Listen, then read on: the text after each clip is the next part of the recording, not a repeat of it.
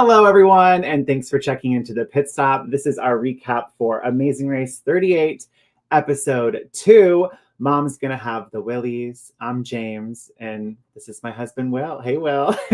Oh, hi. I'm so excited to talk about this episode as we're joined by two very special guests, both from the same season. And even though they have the same last name, it doesn't mean that they're related. So let's welcome Lena Franklin and John Franklin. Hey, y'all. Hey, thanks so much for having us on. Of course. Hey, it was so good to see y'all for the premiere last week and had a chance to catch up there. But for the Amazing Race fans who don't know what you've been up to since your season, what's new in your lives? Let's see. I'm still living in Los Angeles, California, still a music executive, just been working on a lot of artist projects and bringing some good music to the world. So nothing super crazy. I feel like, John, you have like bigger life updates than me. But yeah, I'm still alive, breathing, and ready to race again. I love it. I love it. And yeah, so nice to see all three of you last week. Last week? Yeah, last week. Oh my gosh. I left Google. I'm now in grad school, currently in the law building, doing master in law and master in business. So back to student grind. I just had a midterm today, and this is a nice relief. Oh my gosh. Well, I hope your midterm went well. Do you feel good about it? I don't, but I feel better about other midterms I took this week. So okay. Well, I'm excited to hear y'all's thoughts on this episode because it was absolute chaos. Before we break down everything that kind of went down, what are your overall thoughts on episode 2? I was watching this and was like, thank goodness this was the episode I'm on the podcast for, because it was a great episode. I think I was just telling you, it's really well-rounded. We got some good travel drama, some good fears, some mishaps with the clue box. I think all of that just adds some good moments when you're watching, which I'm a sucker for. I've loved seeing how each group's relationships are now starting to show through, because obviously I don't watch Big Brother, but a lot of viewers know these individuals from Big Brothers, but you don't really get to see people's true colors until they're with their partner or with their siblings. And I feel like everyone was probably really on their best behavior in episode 1. But now that we're in episode 2, like those true colors are really starting to show. And so it's really fun to see what is like inevitable when it comes to traveling by train and having transportation mishaps kind of bring this new energy to all the teams. Yeah, I would agree about, I know there's a lot of criticism going into this because a lot of Amazing Race, like diehard fans were like, oh, European adventure, like we want to see the world. But I think if we keep getting these like train and public transportation moments, I feel like we're really in for a fun and chaotic season. Will, what did you think of the episode? I want to point out that these teams are not good racers. And you say that with love. Are you just biased because they're from Big Brother? No, there was like, I said this in the first episode too, because it was true. And I think in this episode too, I think every team made a mistake.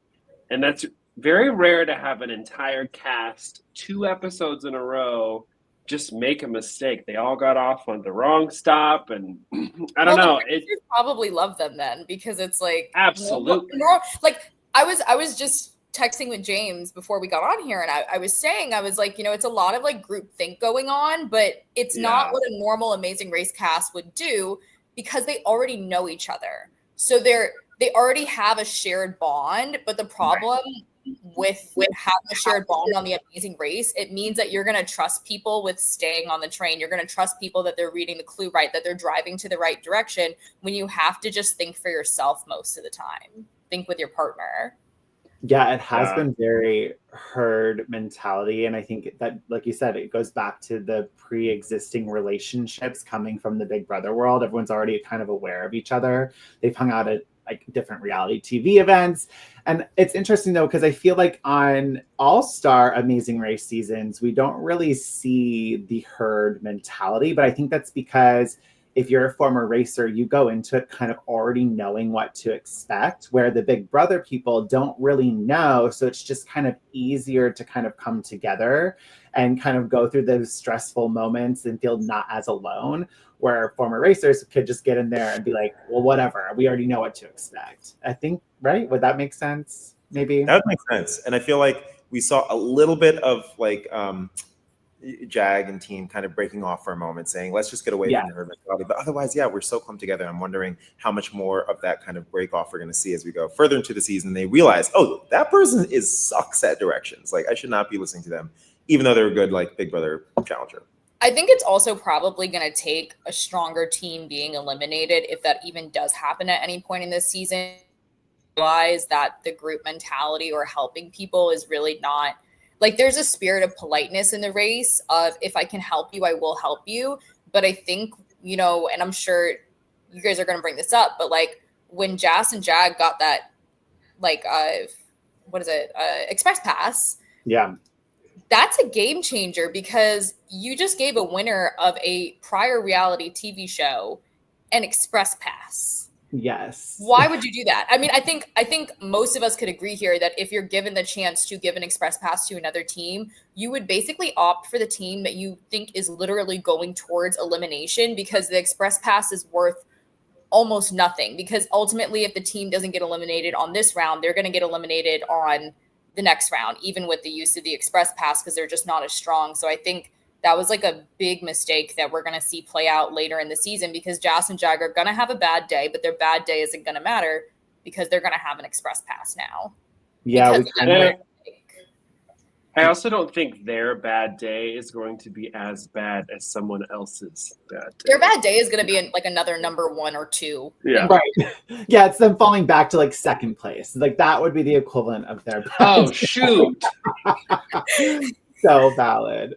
Well, let's break down this episode. We start off the episode with teams traveling from Amsterdam to Prague, Czech Republic, and Phil tells us it's regarded as Europe's most walkable city, which teams will be doing a lot of on this leg of the race. And we find out that teams will be taking a train through Germany to Prague, and there's 3 different trains that will be departing. On the first train, we have Hannah and Simone, Joseph and Adam, Jas and Jag, Izzy and Paige, Natalie and Stephanie, Tucker and Eric, Jack and Chelsea, Christine and Rubina. Train 2 is Kylan and Taylor, Angela and Lexi, Kat and Alex. And then the last train is Megan and Matt. And we learned that trains 1 and 2, despite being different trains, should arrive at the same time, 9:23. But Megan and Matt opted to take kind of like the pre-existing train that was recommended in the clue, which would get in an hour later, which I thought was kind of surprising that they didn't try to like get on an earlier train. They're just so easy going and kind of go with the flow that they're like, well, this is what's already an option for us. Let's just do that. Continuing their European adventure together as a married couple. This train chaos really felt like old school Amazing Race to me, which I loved and appreciated so much, because I think we can agree that in these previous seasons of the race that we haven't really gotten a lot of the public transportation drama, and sometimes we have missed moments of airport drama. So it's kind of been a fun reintroduction, if you will, to this type of chaos. What did we think about the teams getting off at the wrong stop? I know, Lena, you kind of already mentioned that herd mentality. You know, I think for the Big Brother contestants, when you're riding on a train, the number one thing that you're going to try to do, if you have an extra 10 minutes at the station, 5 minutes at the station, is write down the stops between your stop and where you're going. That's just trying to check off the boxes. And to have every one of those teams get off and trust another team member that this was the station, and then to walk away from the platform without noticing that they were on the wrong train was quite shocking. I think a normal viewer isn't as shocked as racers are, because it would be different if it was 1 or 2 teams, but just having like a plethora of teams be confused was almost mind-blowing. I mean, it lets you know that there's going to be some more great moments during the season. But I think we also are looking for strong competitors, where as the season rolls in, those competitors are making good decisions, because being a great racer is making good decisions at every moment. So that was kind of like a bad decision wrapped up between multiple teams. 8 teams. That's crazy. Especially so early in the episode. Like you might see this when you're like in a foot race trying to get to the mat and you just kind of get flustered. But this is like the first thing they're doing. And so that kind of shocked me. And they all seemed really happy to make the mistake as well. That was they had 7 other people. There were 7 other teams with them. They're so sweet and so they're like nice. Giggly. But that could be the difference between you getting eliminated or not. I mean, that's a lot of time to put into a racing day. So they're lucky that it was 8 teams. But I don't know how that's going to fare out over the course. Like maybe it's a lesson learned, but is the lesson actually learned? Like, did they learn to write down the full name of the stop? Did they learn to sit next to a local on the train? Like, have they learned anything to try and mitigate that mistake for the future? My thing about it and why I don't really give them like, I don't know, the grace about this mistake is because why aren't you sitting on the train figuring out the number of stops that you have to wait to get off of this train? There are 8 of you and none of you asked how many stops are left until you get off at the specific stop you need to get at. That's why I'm like, there's so many resources while you're sitting there on the train. Maybe there's a map on the wall. Maybe there's a local, like you said. You really have to like take advantage of what's in front of you to make sure you're not making mistakes. And the fact that 8 teams didn't do that, that's why I'm like, y'all are just not good at this. Well, it's because they were all like chatting it up on the train. Like they all know also each giddy, other. like the train's so much fun. They're adventurous friends through this country, so like they're just so comfortable and just hanging out that they're making these little mistakes. Yeah. There was one team in particular that I do want to talk about that I think really kind of shows them as a team, the way that they think, the way that they're going to maneuver throughout the race. And this is the clip that I pulled, and let's talk about it. I don't think we do this solo. Jack, they're upstairs. Let's go ask. What we're gonna do is we found tickets straight to Prague that you can buy here. That gets us there at 8 a.m. So if you guys want to do that with us, that's what we're doing. Yes, do it. Woo! So the original tickets we had would have got us into Prague at 9:22.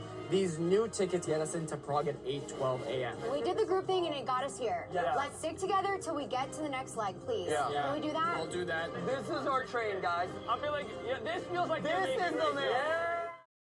I have to say, this was such a power move on Joseph and Adam's behalf because they took that initiative to be like, well, yes, we made a mistake. How are we going to rectify this? And they immediately looked for an alternative to get to Prague, found a more direct route, getting in an hour and 25 minutes before the other 5 teams that are still going to go on the old train. And then I also liked, I want to point out when Adam says we shouldn't do this alone. And that's our biggest role when Will and I ran the race is like, as long as we have one other team in sight, you have a little bit of a buffer. And so for them to say, yes, let's branch out, let's take this risk and book the earlier train, but let's bring along 2 other teams by the off chance this train maybe gets canceled or delayed, at least we know we're not at the back of the pack. So I loved this move. What did you guys think about Joseph and Adam pulling this off? I don't think they needed to bring the other 2 teams. I'm just gonna say this. Their train was leaving earlier, so they easily, if that train got canceled or delayed, they could have gone to the other train. Also, it's their moment to kind of break out of the pack and maybe come as number 1. I also think for the most part, like Natalie and Stephanie, it doesn't seem like they were all the way in the conversation at first, but then they managed to get this leg up during the racing day by joining that train. And I think that this is part of like, we don't see all the conversations that are happening at all times. So maybe this is part of like a little alliance that might start to form where they're making good decisions together. But I don't know, if I was Joseph and Adam, I don't know if I would have brought the backup. Like I would have just disappeared with like we probably would have like gone to you, John, and said, we're getting like, come to the bathroom. We're gonna teams off, but they don't even know where all the teams are. So would the teams have even noticed if one team was actually missing, or would they have just thought that they missed the train? I think they would have just thought they missed the train. That's fair. It would have been less like social stigma for them to leave. I think there was enough going on that they could have just kind of skirted out of there. In my own season, I was in this situation when we were like on a train we were barely going to miss a connection. I was with 2 other teams. The other 2 teams said, we don't want to risk it. We think we're going to go back. And Greg and I were just like, we have to have someone next to us, because even if, the train gets canceled or delayed, we don't want to be stranded. So I am pro bringing other people along. But I feel like you also need to have a certain level of confidence against them, which I think Joseph and Adam definitely do. I think it would also depend on how far apart that train departure was. Like, if the train was like 45 minutes, right? So you really have time to go back and find a group, sure. Like, but if it's like, the trains are 10 minutes apart, then I think you for sure need the safety teams with you. But I also think that this is a moment in the race. You can't really be super strategic against other teams in the race. But I think this moment, the fact that they chose Jag and Jazz, who are a really strong team, if the event that your train's delayed, you're there late, and then all of a sudden you're at the very bottom, and now you have to run against Jag and Jazz, and even Stephanie and Natalie, like, those are strong teams. If I was going to try and put myself with other teams, I may try and find teams that I know that I can outrun, teams that I know that I can probably beat in a foot race, if that is what happens. I'm taking Lena and Lexi. Absolutely. Turner and Megan. Those are like, I'm pulling them. They can't navigate at all. I wanna be with them, and if I have to get to a location or a pit stop, because they're gonna get lost. But we know the race is so based on like circumstances. Obviously, the teams that we just mentioned were not on that first train. But I do think there is some validity to what you're saying, Will, of like, it really depends on the teams that you bring along with you. I don't know if I would have told Jag and Jazz. They just got first on the leg prior. So why are we helping out the team that already came out guns a-blazing this early on? You want to go to someone maybe, I don't know, like Jack and Chelsea. I would maybe pull them aside instead. But I don't know. I appreciated the fact that they just went above and beyond to like find a solution that really kind of paid off at the end of the day. And even if they brought teams along with them that are potentially going to beat them, like, at least you're not at the back of the pack because you have other people in sight. I loved this moment in the midst of the chaos. I was like, wow, Joseph and Adam to me are definitely proving to be a contender, and it's already leg 2. I also think like it begs the question of like, how were all the other teams using their time at the train station, even after they bought their tickets? It doesn't seem like but I also question, like, I don't mind the cast. I think the casting is quite good this season, just as it always is for The Amazing Race. But I will say, I don't think that, just like most Amazing Race watchers are not Big Brother fans or vice versa. Does every team have they watched all 35 seasons? Have they had the ability to sit down and kind of see how production has grown over the years? Because I think a lot of us are super fans of the race. And so as much as there's a difference between watching the race and racing the race, when you're a super fan, some of these twists and turns like allow you to navigate better. So I think we are seeing The Amazing Race as if people are just kind of showing up and watch like 5 seasons, 4 seasons. I would agree with that. And I think what you had said at the beginning, Lena, about how like it's what you do at the train stations. Like, we saw Kylan and Taylor, Kat and Alex, Angela and Lexi, like, all go to McDonald's at the train station. Like, whenever Will and I had downtime at any kind of station, period, we always would try to find resources that were going to help us on the leg, whether it be a map or talk to someone who's a local to get some kind of information. Like, they went and had like a McGriddle. Like, I don't fault them, because sure, you're probably hungry, but like, that's not how I'm going to spend my time at a train station. I'm sorry. James said you're not allowed to eat on the race. We never eat. I remember one time we were in India, and obviously we had a lot of hours there, and Morgan and I stopped and we got food at McDonald's, right?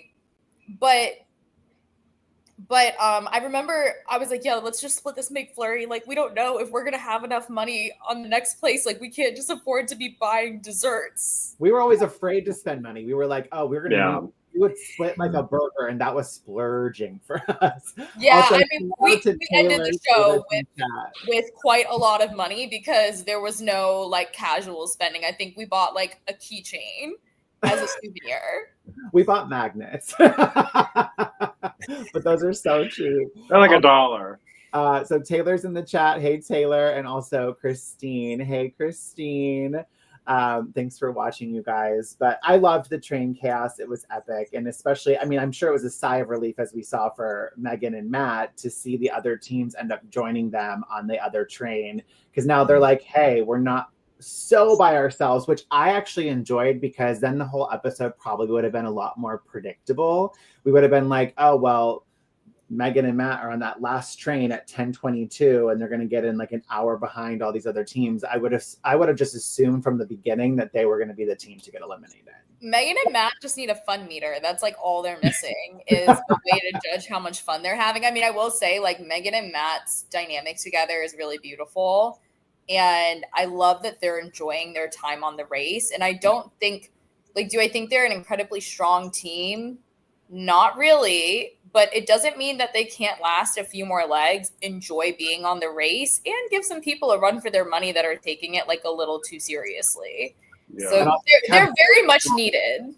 They are doing the race in style and with flair, because those gummy bear pants were everything. Like they really were. Every time they were on screen, I'm like, I gotta Google lens this. I gotta find out where we got this. Yeah, this is like no stress. They're no stress racing, while everybody else is like, do it faster, do it better. It's giving like National Lampoon's like European adventure. Like they are just along for the ride, and they're all about the vibe. But again, it doesn't mean they're not going to end up on the map before you. Like, right.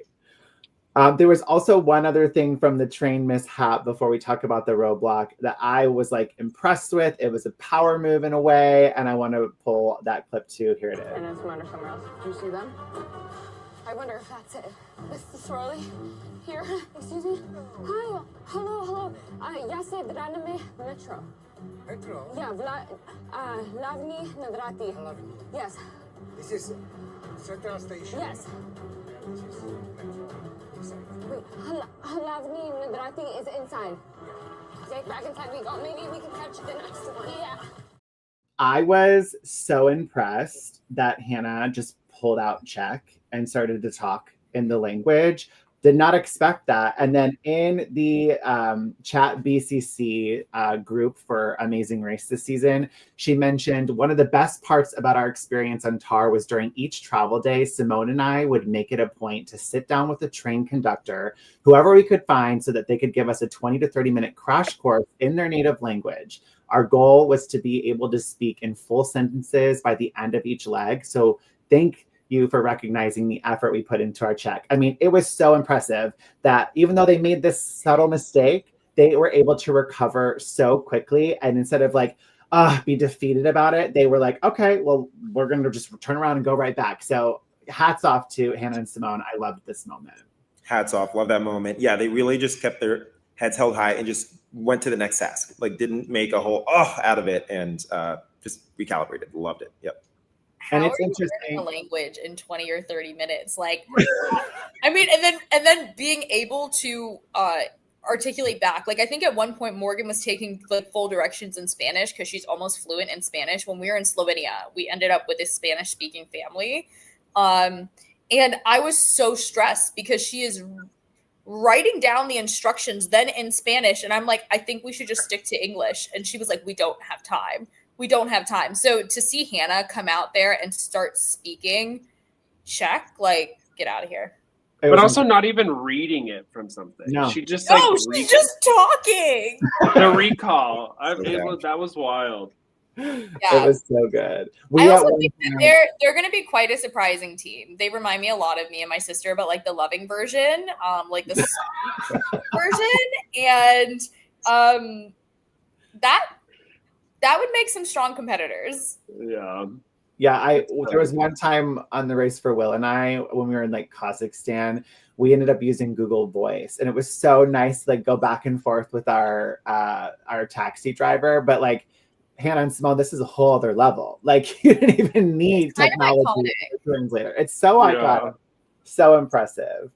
Well, once teams arrived in Prague, they had to make their way on foot to the television tower, which is the city's tallest landmark and famous for those crawling babies attached to the tower, which were kind of creepy. But this roadblock was Who Wants a Breath of Fresh Air, where one team member had to walk across a narrow plank 255 feet above the ground on the television tower in order to retrieve their next clue. We saw Jazz, Steph, Adam, Tucker, Hannah, Paige, Jack, Rubina, Kyland, Kat, Lexi, and Turner do this roadblock. And I pulled some clips of moments that made me laugh. Here they are. There's just a graveyard right down there. It's like, all right, well, you know, if something goes wrong, at least I'll land in the right place. You said you wanted a heights challenge. Can't get higher than 255 feet. Thank you. Thank you. That was amazing. She's a prima ballerina. Mom, look at me. I'm so proud of you. Oh my God. I'm so proud of you. What you freaking just did. Look, I'm not a fan of heights challenges, but as a fan of the show, watching heights challenges always deliver some of the funniest moments. What did you guys think about this roadblock? I don't know if I could have done it. Like, thankfully, it's one of those where I think they got an idea that it was going to be heights, so they can kind of calibrate a little bit ahead of time. But it was raw. It looked like some real raw height. I remember there was one season where you had to jump off to grab it, and I thought we were going to get into that territory, but it was tough. It was tough to watch. We had to do that in our finale leg. Well, I shouldn't say we. I had to. It wasn't jump. I had to scooch off of it after sitting there for 10 minutes because they were like, hold because it's so windy and it's not safe. And I'm like, then why am I still sitting here? That would have been fun to see them have to jump for the clue. What did Lena and Will, what did you guys think of the roadblock? I love a heights challenge, and I was trying to do all the heights challenges, and my sister ended up getting all of the heights challenges. Like we ended up getting eliminated because I thought we were going skydiving, and so I told my sister, I was like, no, me. I was like, I want to go skydiving because I honestly thought, John, it was you or your brother jumping out of the plane because it was like a green outfit. No, it was just a random person who was skydiving in the same area. And I love a heights challenge. Like, I have a saying, you just shouldn't go on The Amazing Race if you're afraid of heights. Like, unfortunately, this is a show where heights challenges always come up somewhere in the season. And to like fail your partner because you're afraid of heights is like, that sucks. Like, I don't know what else to say, but that sucks. So yeah, I was trying to do all the heights things and I got to do like only like half of one. So safe to say you would have probably done this, Lena. John, you probably would have let Greg do this. The thing is, he's actually worse than me. That's the thing. We're both. Oh my God. So I would have to do it and like cry while doing it. And I'm okay to cry while doing it as long as it gets done. I'm not saying I would be scared. Yeah. Would have been scared. Would have done it. I think it was fun seeing people's different like ways of doing it. Some people would just kind of scoot like one foot into the other. Others would go to the side and kind of go like that. And I was trying to think like, what would be the easiest way mentally? I was like, would it be walking backwards? Like, could you walk backwards and just not look? Or with that? I just figured I would go fast. Like I wouldn't go slow. I would have gone fast, sat down at the end, just hooked it off, and then people went fast at the end. That's the thing. The people who were like crawling just to get to the end, at the end, on the way back, they would just sprint, which I totally get. What we didn't see in this challenge, which I was really surprised about, was I was waiting for somebody to have like a mental breakdown and basically be in the harness, but then stop all the other teams from continuing their day. And I was really surprised to see just how fast they were getting through the challenge, even though it was a heights challenge, especially with the fact that, you know, again, this is Big Brother. So you have somebody from Big Brother and then a family member or a friend or a partner, and you can't control whether your family member, friend, or partner has a heights issue. Yeah. I mean, I think if Megan and Matt were maybe towards the front of the pack on this, we saw how nervous, I keep saying Matt, but Turner, as Big Brother fandom knows him by, Turner like was struggling. He didn't even know he was afraid of heights until he started to walk out on that plank. Well, I mean, when we watched this episode, what did you say you would have done if you were walking this plank? It was a runway walk. We'll say it would have gone fast. Oh my God. I personally am not scared of heights. I'm scared of watching other people do heights challenges. So you Like, the thought of like seeing someone fall, that scares me more than like me doing something. So like I literally would have just like sprinted to the end, grabbed it, and sprinted back. Like that would have been totally fine, but I would have treated that as a little runway. You're like so sweet. I was like, man, when my sister did the heights challenge at the beginning of our season, I was like, that girl better go fast. And she's like on the strings, and I'm like yelling, I'm like, you better go faster. I think the best part was that it was a plank. I mean, I feel like I love high ropes courses. I do those at summer camp, whatever. But with the plank, at least you're not free falling. The free falling to me is the scarier part. I think I would have wanted to maybe crawled on the plank. I don't know if that was like a rule or not. I would have felt a little bit more grounded with all fours, maybe like scooch my butt across. But the standing and doing it like prima ballerina style, like Hannah, I don't know if I could have done that. Mm-hmm. I feel like, everyone on this chat is like, I don't know if I would have done it, but like everybody here won the Amazing Race except for me. So like I know every single person in this chat would have done it. Like you guys are like, I would never, while you're like strapping the vest up and you're like, don't look at me. I'm about to win. Christine in the chat said, I knew immediately my sis had to do it or it would have taken me forever. And I quickly, like, there's a couple times in the race where they trick people where the person who does pull the clue is not the one actually doing the heights challenge. The other person has to do it. And so part of me was kind of hoping for that to like trick them because they could see the plank from down below. And like maybe the other person had to like, I don't know, pull the rope from down below. I don't know. Something could have been interesting to kind of trick everybody. But they have done that in the past. And sometimes I wish they would do that again. That's my biggest fear. Would any of you guys, like, if you knew your partner had a height issue, would you send them to go do the challenge? Because there was a challenge that I sent my sister to go do that I knew she was incapable of doing, and she did a phenomenal job. Yeah.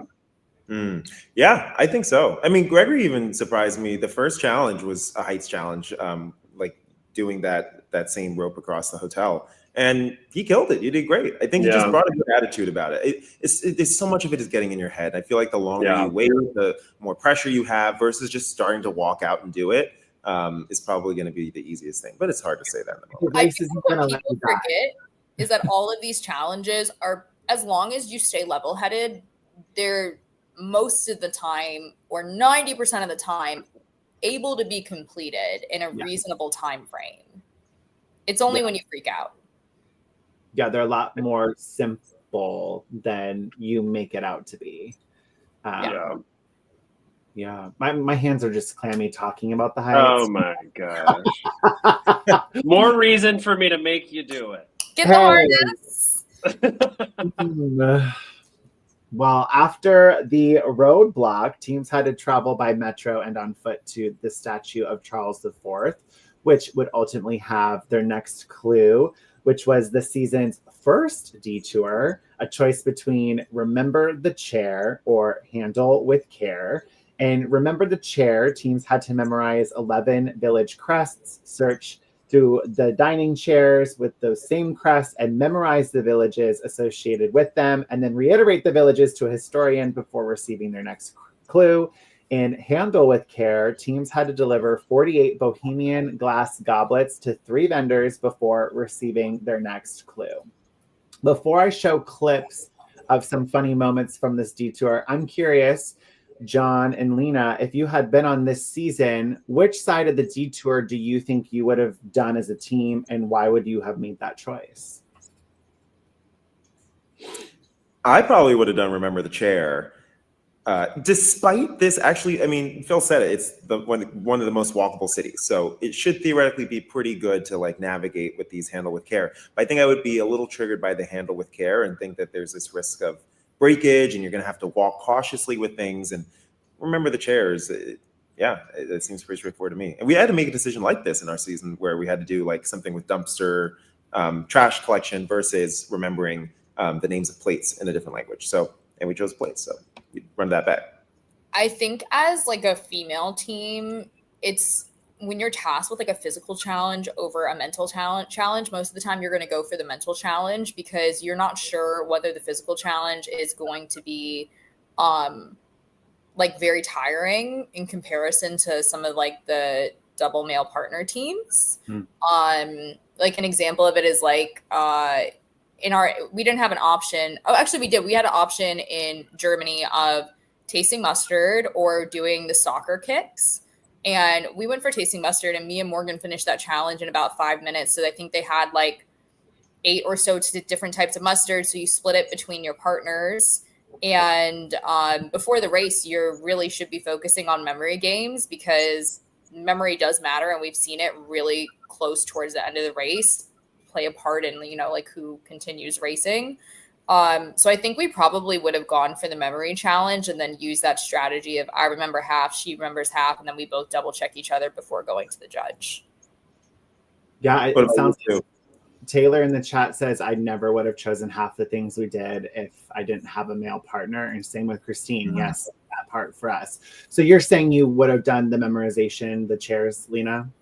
Yeah, we would have done the memorization and then we would have tried to, because again, when you're in the race, you don't follow any of the things that you say you're going to follow. That's the human nature of it. But we would have seen how challenging that was. Like if we thought we were going to get it done in about 10 minutes and then, you know, if we weren't going to get it done, then change. But I think the chairs were actually quite manageable as a challenge, just overwhelming if you're stressed out.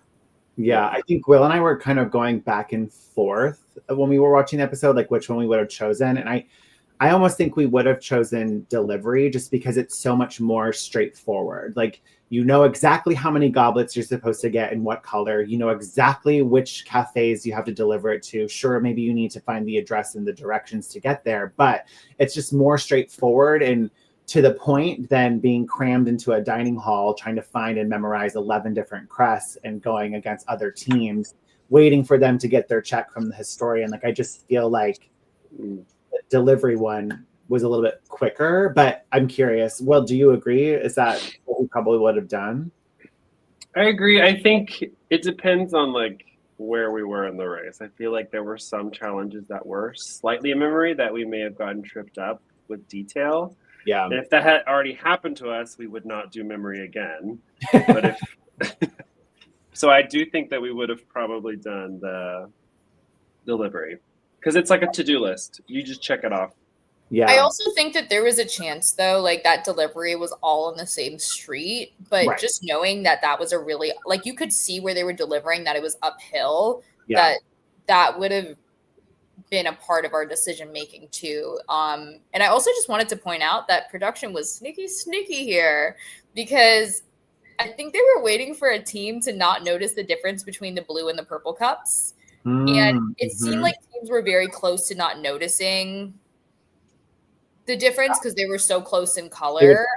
Yeah. They showed Jas and Jag like question like they're like, this one is purple. And I think if he hadn't really like yelled like this is the purple one, then there would have been a chance that some of the teams would have picked up an extra blue or an extra purple on accident if they would have been going too fast. But we didn't see any team actually do it. But we did see teams get really again, herd mentality is they were moving together, so they were able to do those deliveries a little faster. But if all the teams had to go separately, I think those deliveries would have taken just a little bit longer than it did. Yeah. And I do think that obviously there's criticisms from fans when teams kind of work together on tasks like this. And I think this is just a minor tweak from a creative standpoint where the delivery destinations should have all been different. For every single team. So that way they could kind of move collectively together. Again, I obviously don't fault teams that do this. Like, I'm all for it. It's part of the race, but if we want to tweak it a little bit, that's probably what they should have done. Is John, you and Greg did the mattress delivery. We didn't. We did fish. We pretty much always Fish tried too? to choose like the memory stuff. We also chose mustard over the soccer. Yeah. I think part of it too is, and I don't want to fault the teams that I watched, but we try to check each other's work. So it's not just like, oh, you get this half, I get that half, because they would have caught a handful of their own mistakes if they had just had one other person say, wait, I think that crest is gold, not silver.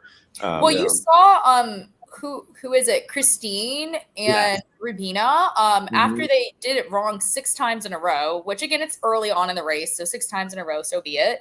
Once they had done it wrong 6 times in a row, then Christine checked Rubina, if I'm right, on her pronunciation. And I think that's when it becomes, even when you have the first half of like splitting the memory, you still have to check your partner. I agree, John. You have to make sure that like they're doing it right so that you don't end up at the judge 6 times. Yeah.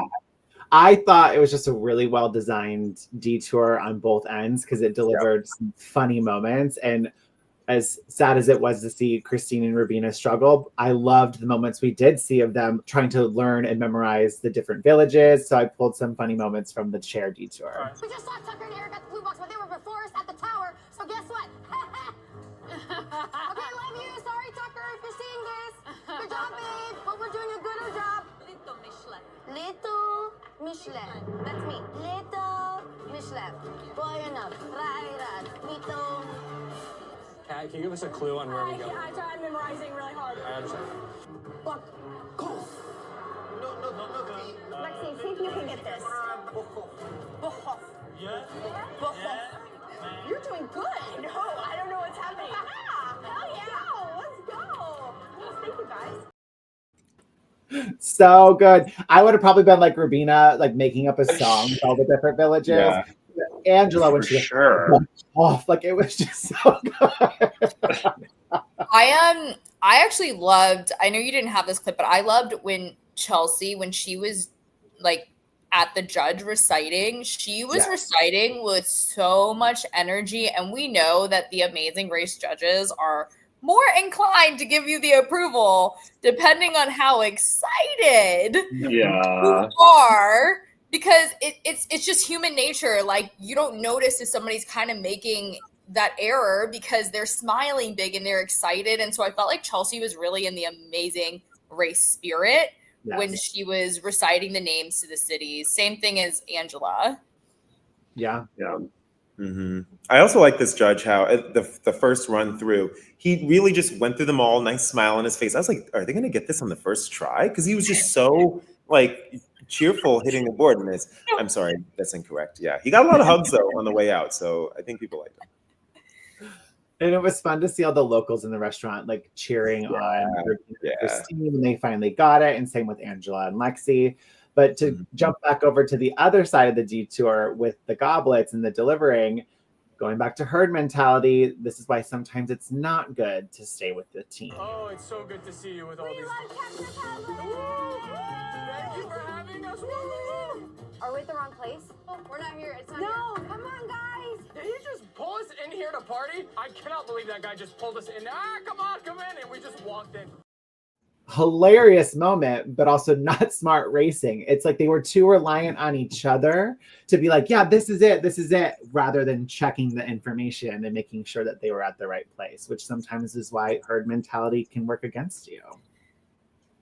I think the interesting thing is when we saw the first episode, it was so clear that the Big Brother cast members were like, we're so strong. Like, we're gonna, like, we already hate this team. Like, we love this team. Like, my boyfriend's on this team. I've actually been so surprised at how cordial they are with each other, but it goes back to the herd mentality of like, they don't even notice how cordial they're being with each other, because normal racers would already be seeing all these racers as semi-competition in some way, shape, or form. So I feel like we're seeing the opposite, where there's already a brotherhood, not to be punny, but they're not totally seeing all the herd mentality as issues yet. But I will say, this early in the race, I do think it is important to know where the other racers are, because if you don't know where the other racers are and you're not in first or second place, there is a strong likelihood that you are in last. So I do think that staying with the group can allow you to finish the tasks quicker at this point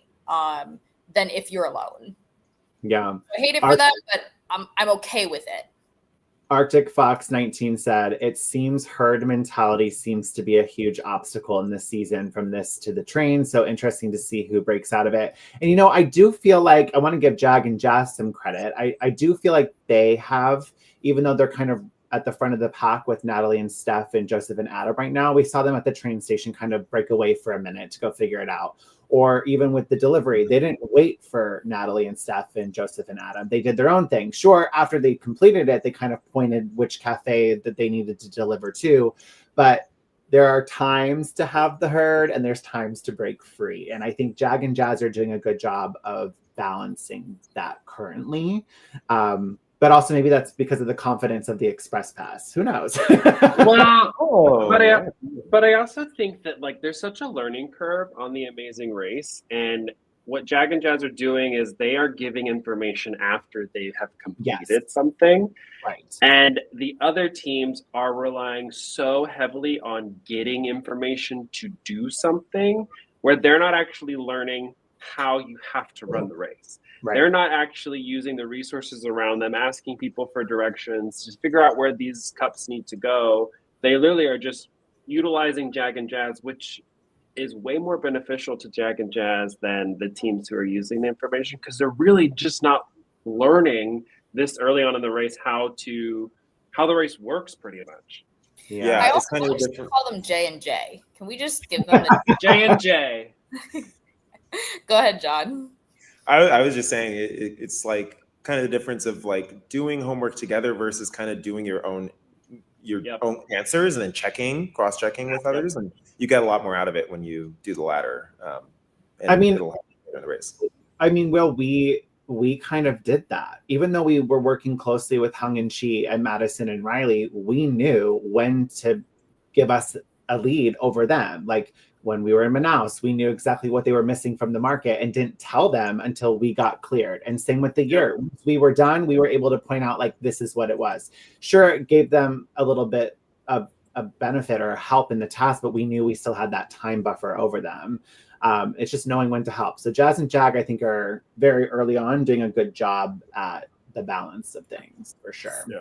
Even though like J and J are riding on like confidence right now, I do think that they're also gaining the most knowledgeable skills moving on their own. So if we're talking about what team is learning the most, the quickest, that's what's going to make them such aggressive competitors. And that's why I say too, giving them the Express Pass is a mind-blowing mistake. Because I don't think that as a team they need it. They are already like separating themselves from the rest of the group on how they're racing. Yeah. I also thought of this, like for the cup challenge, the Detour, what if they had put the colors in the Czech language where they had to go figure out what the paper said rather than saying for purple, say the number in Czech and then also the color in Czech where they had to actually figure it out. I thought the delivery going up the same street was also pretty. Yeah. Like, but I also think that that's part of the Detour. Is the magic of the Detour is, I think sometimes both Detours are quite hard and challenging, and then sometimes the Detours are pretty even. And I will say that these were pretty even in the amount of time that they could be completed. But you know, the beauty of races, we see it on the TV, but when you're racing, you don't know what the other. Like how challenging the other challenges. You don't know if everybody's stuck there or if they're completing it really quickly unless they have to go back past where you are. Yeah, that's fair. If I missed it, let me know. But I don't think anyone was considering switching at any point, which is I don't think. I think that's a good sign of like equality between them. Yeah. Before we talk about the pit stop, we do need to talk about a pit stop blunder with one of the teams, Tucker and Eric. And this is what happened.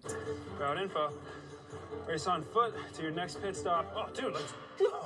It's inside Zofin Palace and find Phil on the map. Pit stop? Are you kidding me? We're already at this pit?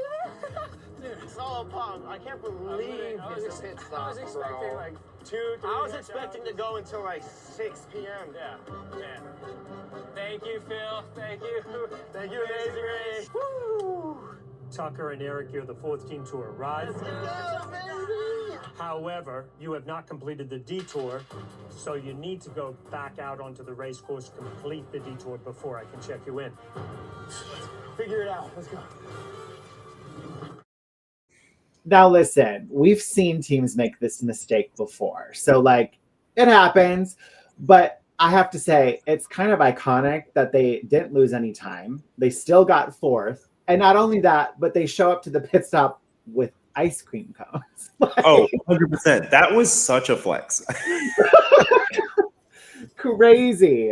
What did they know that we didn't to have the audacity to get ice cream cones? Okay, I feel like this. I feel like Eric and Tucker are strong competitors, but then you see this moment and you realize that, like, I can see Eric and Tucker making it very far in the race, but then ultimately like succumbing to like a bad decision that cost them this way. And I think the only reason like you can come back up from that type of blunder is because you're so early in the race. And you always like, I feel like the people who actually get eliminated in legs 1 and 2 for the most part are the weakest teams, unless there's some sort of like travel issue where teams are getting so placed differently because of like trains being canceled or flights being canceled that they just can't make up for the time.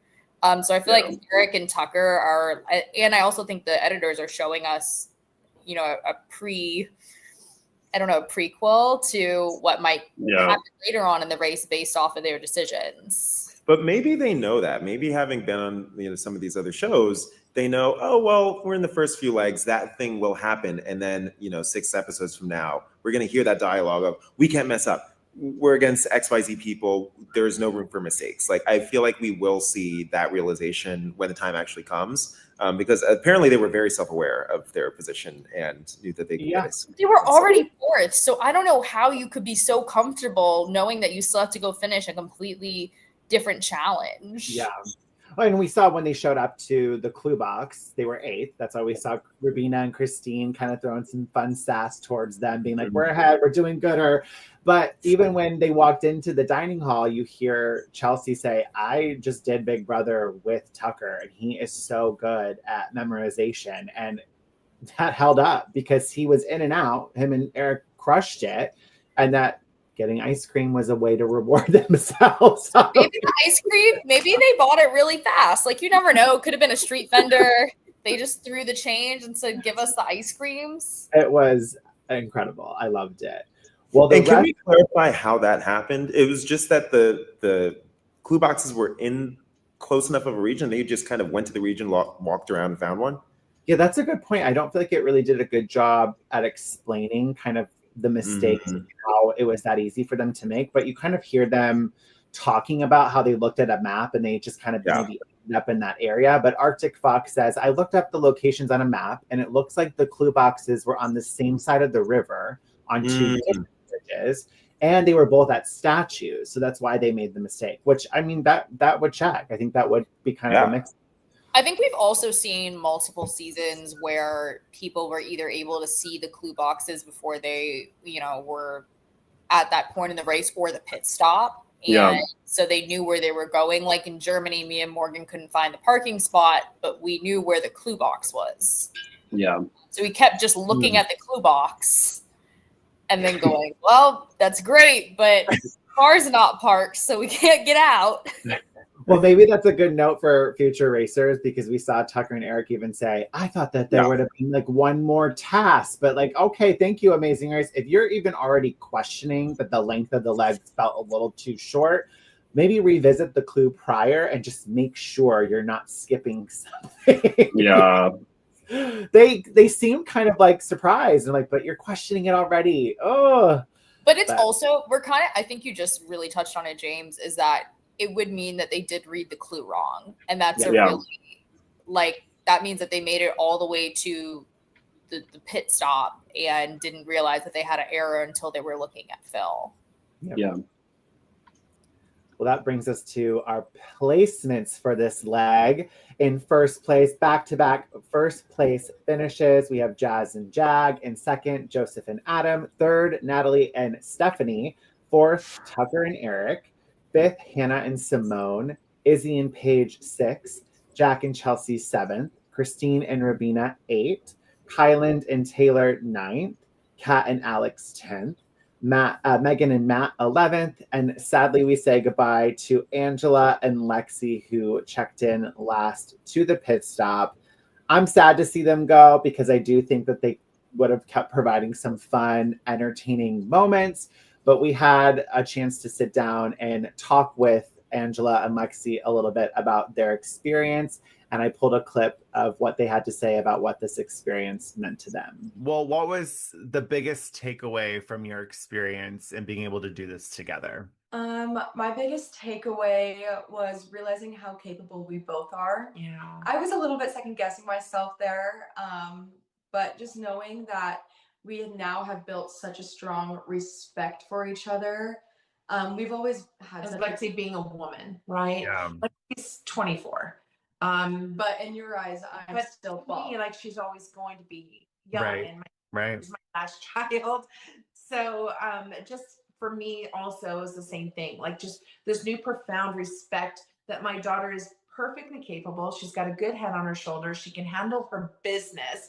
It just is giving me a kind of a little bit off of my shoulders, like a lightness has come about. And I think our relationship, I'm always going to be Lexi's mother first and foremost, but we're also friends outside of that too. And this is just another layer of our story that so few get to experience. We'll have for Forever. Forever. It was a very special journey, and I'm sure, as you know, it's a once in a lifetime experience. Holy shit! How do we do the amazing race? Like, it's still mind-blowing. Just even say it out loud, like we did the amazing race. Yes. It's like, what? What are Yeah. you talking about? How did it happen? I'm getting a tattoo on my chest. I did the amazing. No, you're not. No, you're not. Out leg too. No, But still excited that we did it. no, she's not. You did it, and you should be proud of yourselves. One thing I will say, when they walked up to the pit stop, you knew that they could tell that they were last and most likely going to be eliminated. And I just loved and appreciated Angela just saying thank you. It just really showed the gratitude she had for the experience and having been able to do it with Lexi. And like, I love that with teams. Like, no matter what the outcome is, like just being able to have this experience is so once in a lifetime. And Angela, your time was so short-lived on the race. Lexi was an absolute star. And if you guys want to watch the rest of that exit interview with them, they have so much more to say about the train chaos and their time on the race. It's up on our YouTube channel. But Will, I think you said you had a little game for us to play. Yeah. Okay. I made this like right before we started.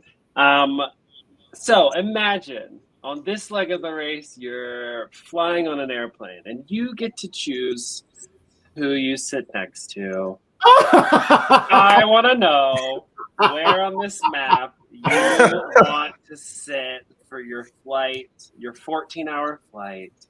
Wait, that's so good. If you're in the chat too, you can also join and say where you want to sit. Oh my gosh, choices. I mean, I have such a boring technical answer, which is right next to Turner's so that I could get a window seat. Oh my god, I have I'm gonna use it to my advantage. I'm going for, it looks like it's Jazz and Adam. Yeah. I'm going to try to make an alliance for me and my sister. Like, no full intentions, but just like, let's be friends. I'll give you my Biscoff cookie. Like, you never know when that will come in handy. Like, yes, I want to sleep too, but I'll take the middle seat as well so that I don't have to sit next to a random person. If the flight was less than 2 hours and I didn't need to sleep in the window seat, I'd like to sit also between Izzy and Jag. And it seems like there's some tension to start out, and I'd like to, just for my own entertainment. Ooh, There you go. Oh my God, John was such a mediator during our entire season. You know, you'd be like talking to one person, you'd be like, I don't know, I don't really like that person. And John would be like, why? Let's talk about it. I love that. That's funny. I would probably, I like an aisle seat, and my options are limited because it's either next to Simone or next to Lexi. But I think I would honestly sit next to Simone just because I love Hannah. I love Simone. We got Christine in that row, Kylan on the other side. Like, I feel like that would be a fun row to sit in. So I would sit there. Yeah.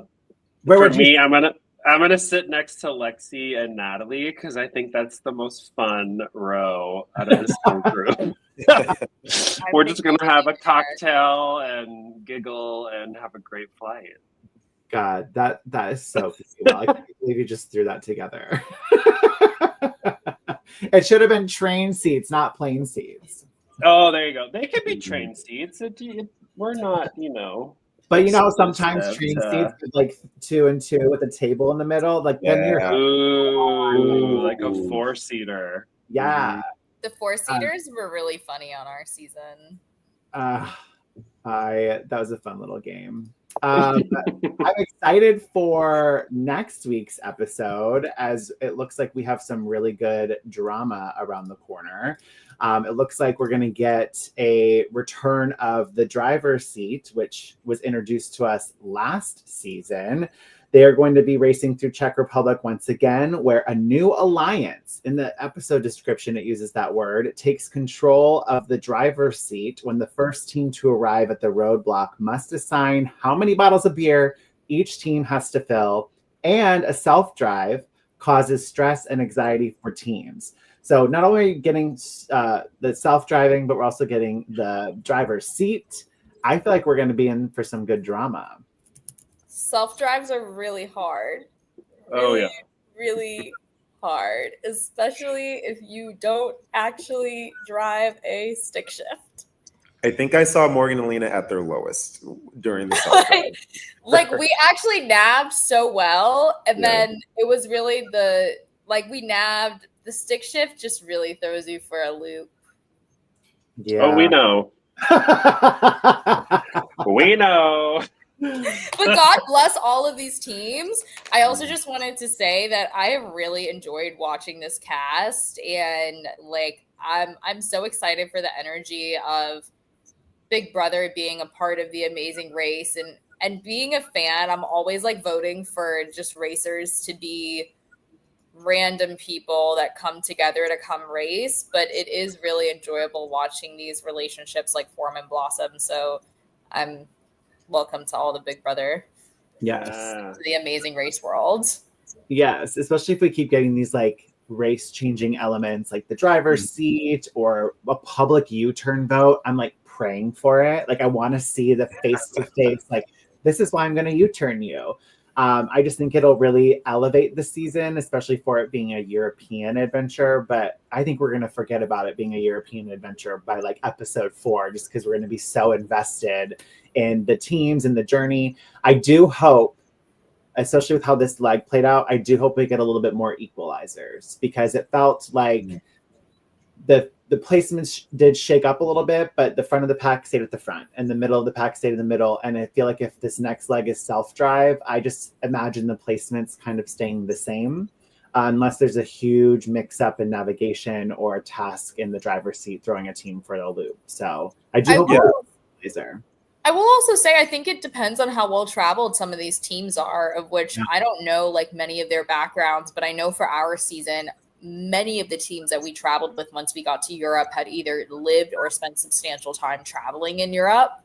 And those are game changers for the race. So, we might be surprised to see that some of these teams have driving practice in Europe, and it shakes up the pack that way too. And we saw, in this next episode, again, they kind of tease this alliance, but again, this might be a circumstantial alliance of just the first 2 teams who just happen to be together. And as soon as there is an equalizer, no alliance. So we didn't talk about this. We skipped over this, James. You missed a really crucial part of this episode. Kylan and Taylor ended up in 9th place. Like, we went from all the way at the top. I mean, it reminded me and Morgan looking for those tiles is, it was kind of glossed over, but I'm waiting to see if they make a redemption, if they're able to be competitive with the group again. Because even in that little snippet of the trailer and the Alliance, you don't see them in there. And they also gave Jas and Jag that express pass. So I feel like they're kind of down. And it's going to be really interesting to see if they're able to redeem themselves or get back into a competitive space. Yeah, down, not out. And I think that Express Pass will definitely be what will put them at the top. And they are 100% a capable team that when they are at the top, they will stay at the top. And teams should be afraid of that. So I'll be curious to see when they kind of jump to the top and how the teams are going to navigate that with twists that could come later in the season. Can't wait. Oh, it's so good. It's already so good. Strong start to the season. John and Lena, thank you for joining us for this recap. Always love talking about the race and seeing your faces, and you're welcome back anytime, of course. We love having you guys. Love talking shop. Thanks so much for having us. I got a counter going for Hannah's languages. So yeah, John, you got to step it up next time. We need you have to be talking to people in their native language, no matter where we're going. I love it. Well, thank you everyone for watching, and we'll be back again with episode 3 recap next week, and have a great weekend. Bye, everyone. Bye, everybody.